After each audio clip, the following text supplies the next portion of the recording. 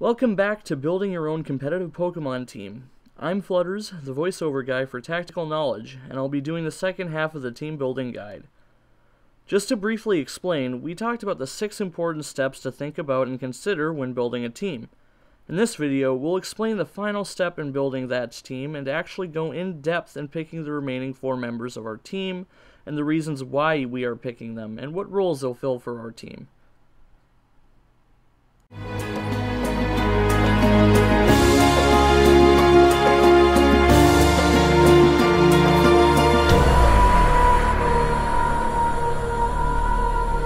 The final step when building a team is to pick Pokemon that either play off of or work well with the Pokemon you will be using most in your matches, and cover for any weaknesses they may have or that the entire team suffers from. Now, we'll explain how Imperator would go about building a competitive team, starting with the aforementioned Snow Duo as a base for the team from the previous video. We'll start off our team of 6 with an Alola, Ninetales, and Sandslash, or as Imperator called them, Snowflake and Icicle. Since these two will often start together, the biggest danger will be from Pokemon that either outspeed them or have priority moves.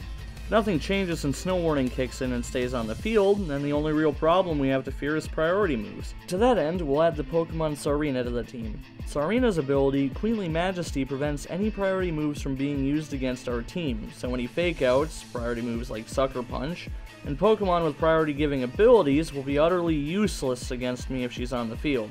Plus, her ability works the moment she's on the field, so we can switch her in to prevent any such moves and nullify them. Now, the other problem this team suffers from are Pokemon that set up their own weathers, or Pokemon that are slower than our really fast Ninetales, such as Gigalith.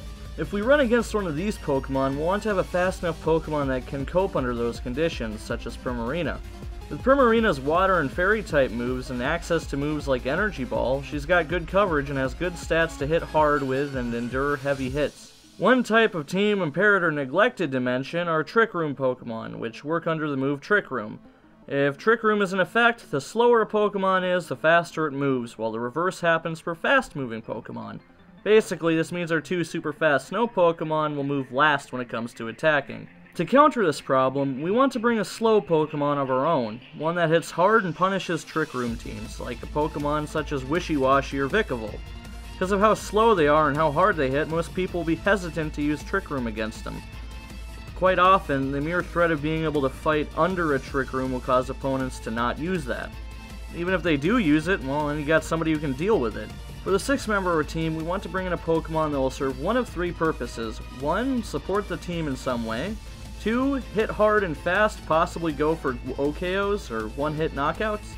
Or 3, outlast our opponent's Pokemon in long-drawn battles. We'll break our current team settings and pretend this is for VGC 2017, and for that 6th member, we'll bring in MP's personal favorite, Pheromosa. Pheromosa is possibly one of the fastest non-choice scarfed Pokemon that has the highest attack stats of any non-evolved or non-mega evolved Pokemon in the game. She compensates for a super high speed and attack stat by having an abysmal set of defenses, turning her into a glass cannon. Her job is to knock out opponents, and she's not going to last long in a long drawn-out brawl. She's going to hit hard and fast, and bring down as many as she can before getting hit herself. But if we don't want to have her, or we can't use Pokemon like Pheromosa, we'll instead go for a Pokemon that can reliably handle those long drawn-out fights. One of those Pokemon is Porygon 2. With the Eviolite item, Porygon 2's powerful defenses make it the tankiest of all Pokemon capable of setting up Trick Room if we want, or using its low speed to take advantage of its abilities. If we don't want to have it operate under a Trick Room, having it on the field using Recover and Z conversion to increase its stats makes it tankier, means it'll outlast other opponents. Or perhaps we'll want to the support Pokemon, in which case we'll take a priority Pokemon with an ability like Prankster. Pokemon like Klefki. With Klefki's Prankster ability, it gives priority to any status moves it knows, meaning we can have Klefki set up Reflects, Light Screens, or Safeguards to protect our team before our opponent can stop us, or even status-inflicting moves like Thunder Wave or Confide. So there you go, a team of competitively viable Pokemon capable of covering each other's weaknesses, answering any and all threats that come our way, and works well together under any conditions.